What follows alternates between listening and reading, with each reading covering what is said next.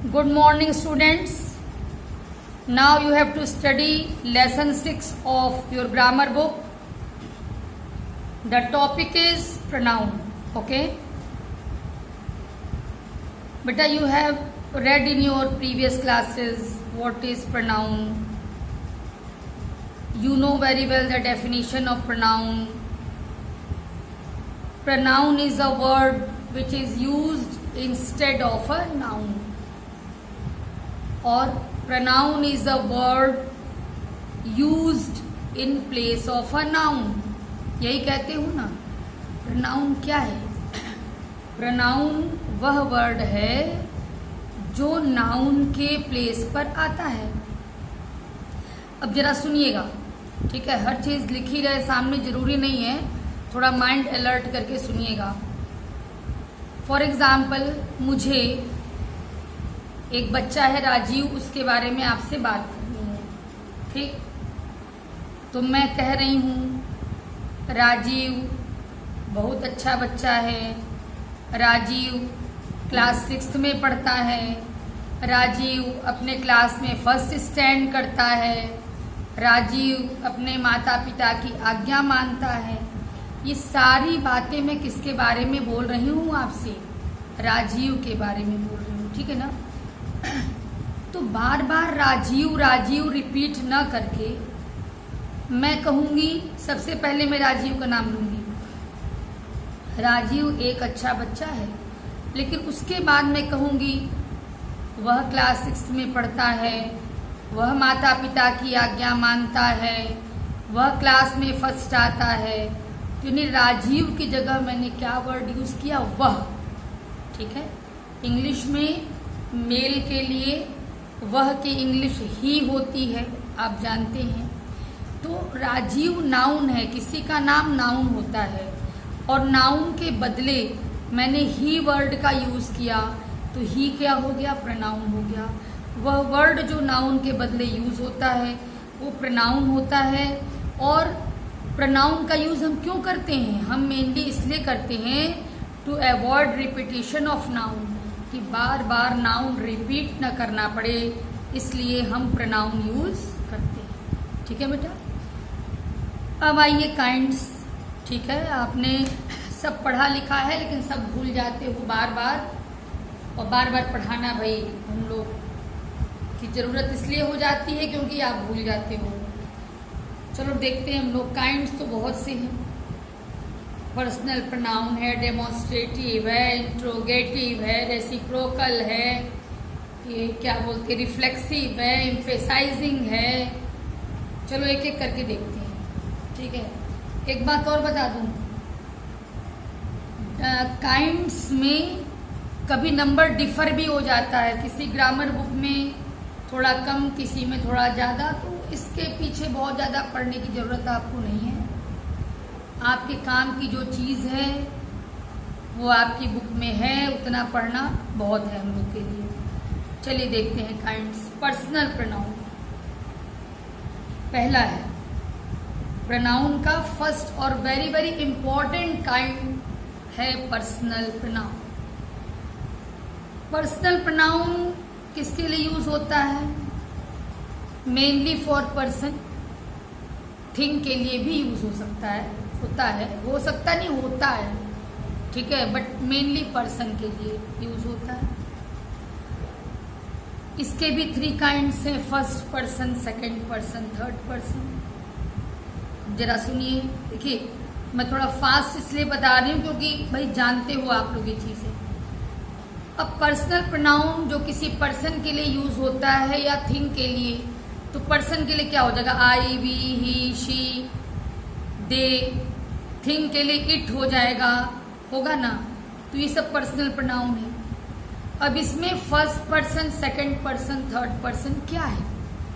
देखिए, जो बोलता है वो फर्स्ट पर्सन है. आप बैठे हो, आप मेरी बातों को इस समय सुन रहे हो. ठीक है ना बेटा?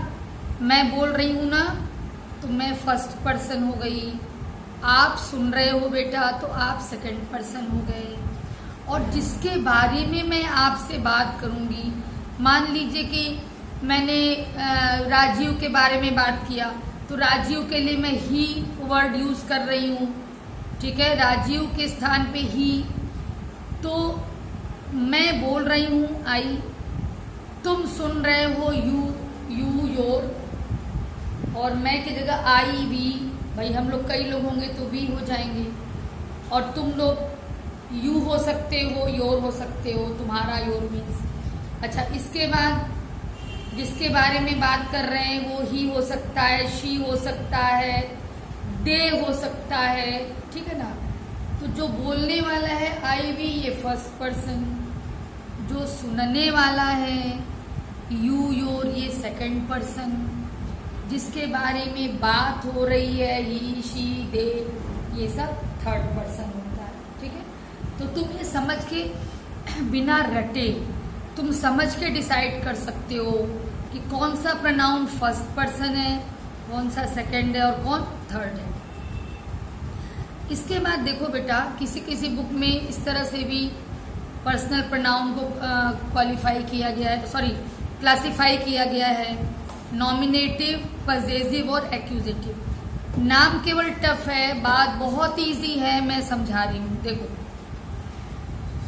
तुम लोगों ने सब्जेक्ट पढ़ा है, what is subject, about which something is said is called subject. Subject जानते हो, ये भी जानते हो कि अफर्मेटिव सेंटेंसेस में सब्जेक्ट सबसे पहले आता है, जैसे I we you they, he she it, verb के पहले आता है, ठीक है, वो सब्जेक्ट होता है। तो जो प्रोनाउन वर्ब के पहले आए और सब्जेक्ट का काम करे, उसे हम लोग नॉमिनेटिव की कैटेगरी में रखते हैं, ठीक है। जो प्रोनाउन सब्जेक्ट का काम करता है, वर्ब के पहले आता है, अफर्मेटिव सेंटेंस में श्योर है कि वर्ब के पहले आएगा सब्जेक्ट बेटा, ठीक है। उस प्रोनाउन को हम लोग नॉमिनेटिव के क्लास में रखते हैं, जैसे I we you they he she.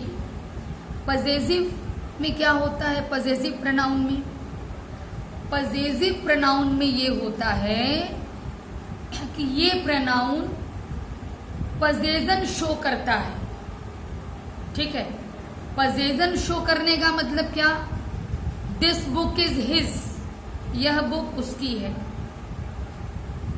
These pencils are ours, यह पेंसिल हम लोगों की है, ठीक है ना। तो ours, yours, his, hers, its, theirs, ये सब पजेसिव प्रोनाउन में आ गया। अब एक्यूजेटिव क्या है, देखिए इसको आप ऑब्जेक्टिव नाम भी दे सकते हैं। एक्यूजेटिव नाम दिया है, कोई टेंशन नहीं, आप सुनिए ध्यान से, एक बार ध्यान से सुनेंगे बेटा आपको समझ में आ जाएगा।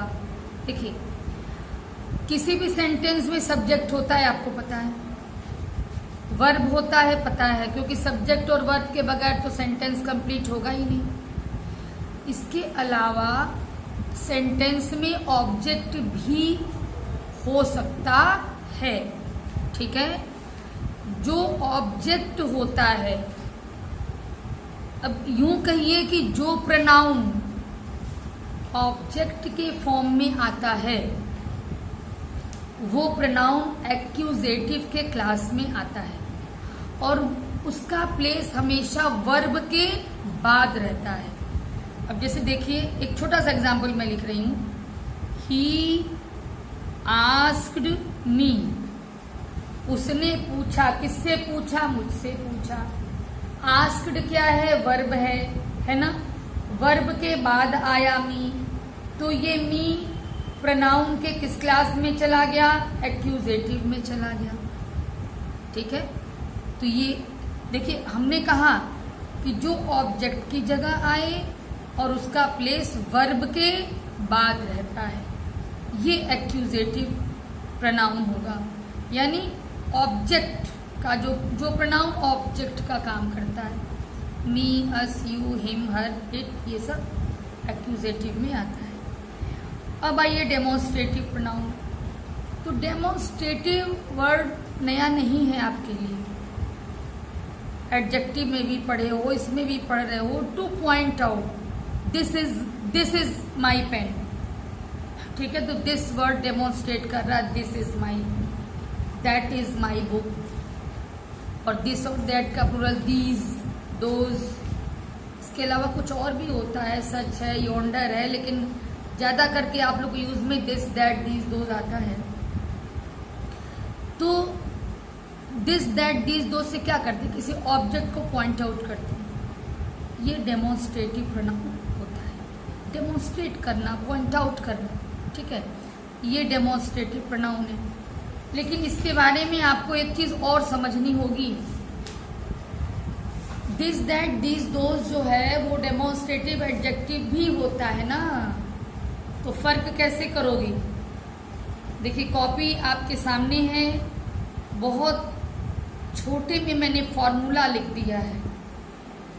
दिस के तुरंत बाद यदि वर्ब आ जाए, verb means is, are, am, was, were, ये सब आ जाए, तो यानी कि यहाँ पर दिस क्या होगा? डेमोन्स्ट्रेटिव प्रोनाउन होगा।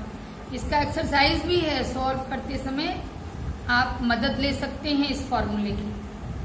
और यदि दिस, दैट, दीज, दोज के साथ, यहाँ दिस का मतलब केवल दिस से नहीं है, यहाँ पे दिस का मतलब डैश डैश कर दिया मैंने, दिस, दैट, दीज, दोज। यदि दिस, दैट, दीज, दोज के बाद तुरंत बाद नाउन आ जाए, तो वहाँ this, that, these, those demonstrative adjective. Example देखिए, दिस के बाद तुरंत आया पर्स, ठीक।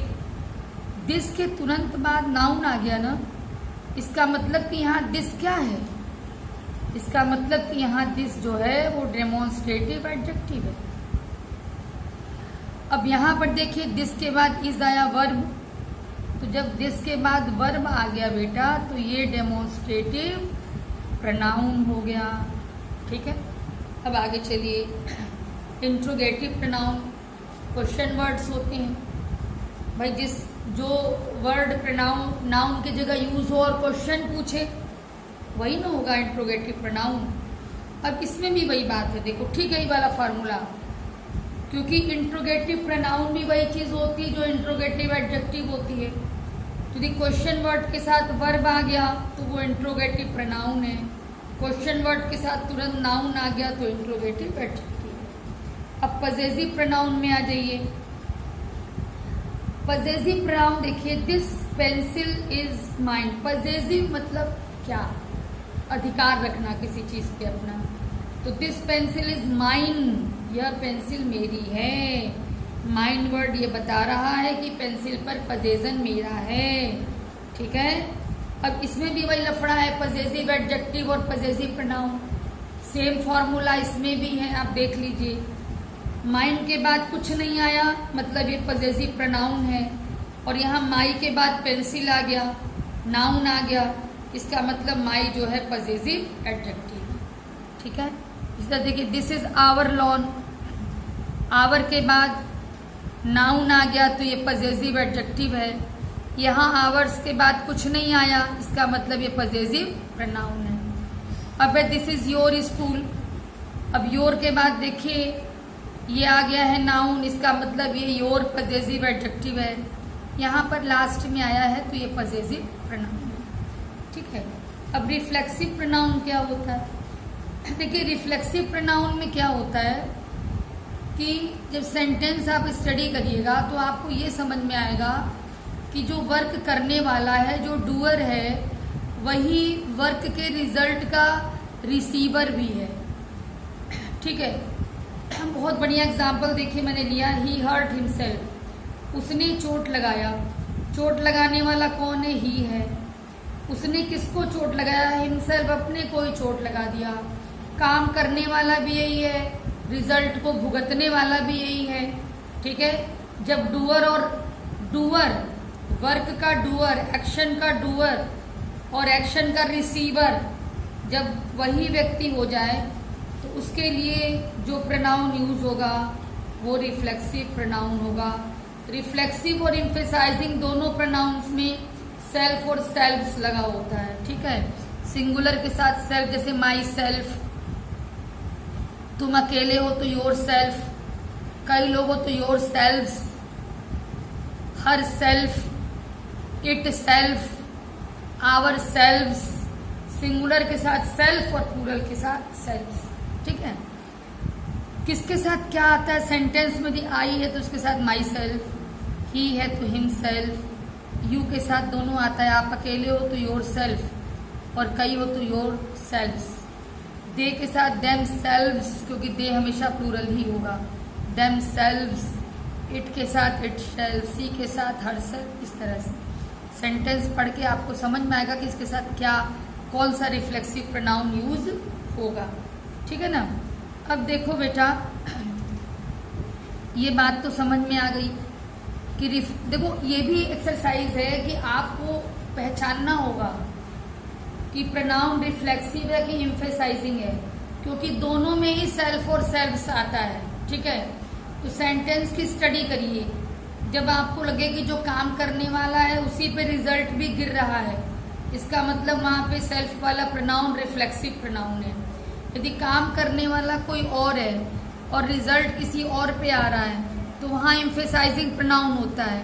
और एक और पहचान होती है एम्फेसाइजिंग प्रोनाउन और रिफ्लेक्सिव प्रोनाउन में अलगाव करने की। देखो यहाँ ही हर्ट हिमसेल्फ, यानी ही के बाद वर्ब आया तभी आया। अब एम्फेसाइजिंग में क्या होता है, देखो यहाँ पर बाकी चीजें हमने बता दी हैं। एम्फेसाइजिंग में देखो शी के तुरंत बाद हर सेल्फ आया ना, बीच में कुछ भी नहीं है, इसके बाद वर्ब आया है, तो ये भी एक पहचान है। फिर भी उचित ये होता है कि आप सेंटेंस को स्टडी करके उसकी मीनिंग को समझिए और तब डिसाइड करिए कि वो एम्फेसाइजिंग प्रोनाउन है कि रिफ्लेक्सिव प्रोनाउन है और किसके साथ क्या यूज होगा। उसके रूल तो यहीं पर मैंने बता दिया। देखिए शी के साथ हर सेल्फ, यहाँ मैंने बताया, इट के साथ इट सेल्फ, आई के साथ माई सेल्फ, ये तो दोनों ही केस में ये रूल चलेगा। ठीक है, अब रिलेटिव प्रोनाउन क्या है, दो सेंटेंसेस को रिलेट करता है भाई relative pronoun. This is the man हुम आई सॉ लास्ट नाइट, ये वह व्यक्ति है जिसको मैंने पिछली रात देखा। तो ये हुम जो है ये रिलेट कर रहा है दो सेंटेंसेस को। This is the man I saw last night, ये अलग अलग सेंटेंस है, दोनों को जोड़ दिया हुम से। और ये हुम किसके लिए आया, मैन के लिए आया। ये हुम रिलेटिव प्रोनाउन हो गया और ये हुम जिस नाउन के लिए आया है ये हो गया एंटीसीडेंट। इसका भी एक्सरसाइज है, इसका भी ठीक है बेटा, इसका भी एक्सरसाइज है आपकी बुक में। तो हुम रिलेटिव प्रोनाउन हुआ और उसके ठीक पहले जो नाउन आया जिसके लिए ये यूज हुआ है वो हो गया एंटीसीडेंट। अब है डिस्ट्रीब्यूटिव प्रोनाउन। ठीक है, देखो आप ये समझ लीजिए कि ये यूज होता है एक टाइम में किसी एक पर्सन की। एनी हुआ, नन हुआ, ये डिस्ट्रीब्यूटिव है। बहुत ज्यादा एक्सरसाइज इसके पीछे नहीं है, लेकिन फिर भी जाने रहिए। इनडेफिनिट प्रोनाउन होता है, जैसे कि one should do once duty, किसी को भी अपना काम करना, अब किसी को भी अपनी ड्यूटी करनी चाहिए, किसी को भी अपनी ड्यूटी करनी चाहिए। वो डेफिनिट पर्सन नहीं है, सबके लिए इन जनरल कह दिया गया कि किसी को भी अपनी ड्यूटी करनी चाहिए या हर एक को अपनी ड्यूटी करनी चाहिए। somebody has done it, किसी ने ये काम कर दिया। somebody has stolen my copy, किसी ने मेरी कॉपी चुरा ली। अब मैं नहीं जानती कि वो वन कौन है, वो somebody कौन है, यानी कोई डेफिनिट पर्सन या डेफिनिट थिंग नहीं है। इनडेफिनिट पर्सन या थिंग के लिए आया है, इसलिए इनडेफिनिट प्रोनाउन है। रेसिप्रोकल जो होता है ना वो टू प्रोनाउन से मिलके बना होता है, दो प्रोनाउन से मिलके बना होता है और दोनों के बीच रिलेशन शो करता है। ठीक है, जैसे ईच अदर, वन अनदर। ठीक है बेटा, जितना मैंने समझाया है एकदम इसी पर बेस्ड एक्सरसाइज है आपकी। सॉल्यूशन जा रहा है, आप उसको करिए, कॉपी डेली की डेली कंप्लीट करिए। कभी भी कॉपी मंगा के चेक की जा सकती है, यदि वर्क कंप्लीट नहीं रहेगा पनिशमेंट के तौर पे एग्ज़ाम में आपके मार्क्स कटेंगे। आपकी यदि आप रैंकर हैं तो आपकी रैंक प्रभावित हो सकती है, और रैंकर नहीं है तो आपका परसेंटेज प्रभावित हो सकता है। वैसे कोशिश ये होनी चाहिए हर बच्चे की कि वो रैंक में आने की कोशिश करे, मैं तो यही चाहूँगी। ठीक है बेटा, तो इस जितना पॉइंट्स मैंने पढ़ाया है इसको ध्यान से पढ़ोगे तो सारा कुछ इसके बेस पे हो जाएगा। एक बार फिर याद दिला दूं कि वर्ब के पहले जो आता है वो नॉमिनेटिव केस, वर्ब के बाद जो आता है वो एक्यूजेटिव केस, और दूसरे शब्दों में वर्ब के पहले आने वाला जो सब्जेक्ट है वही मतलब प्रोनाउन ही वहां पर आएगा, उसको नॉमिनेटिव की कैटेगरी में रखा है इन्होंने प्रोनाउन में भी। ठीक है, और जो वर्ब के बाद वाला है उसको एक्यूजेटिव की क्लास में रखा है, जिसको हमने ऑब्जेक्ट कहा आपकी समझदारी के लिए। तो दोनों में अंतर क्या होता है कि जो नॉमिनेटिव की कैटेगरी में आता है यानी सब्जेक्ट की कैटेगरी में आता है वहाँ पे आई, वी, ही, शी इस तरह से होता है, लेकिन जो सब वर्ब के बाद आएगा यानी एक्यूजेटिव की क्लास में आएगा वो क्या होगा, मी, हिम, अस, हर, इस तरह का होगा। और पढ़ाते समय लिस्ट हमने दिखाई है आपको। ठीक है बेटा, अब आप एक्सरसाइज करेंगे और समझ के करेंगे, सब कुछ समझा दिया गया है। ओके बेटा, थैंक यू।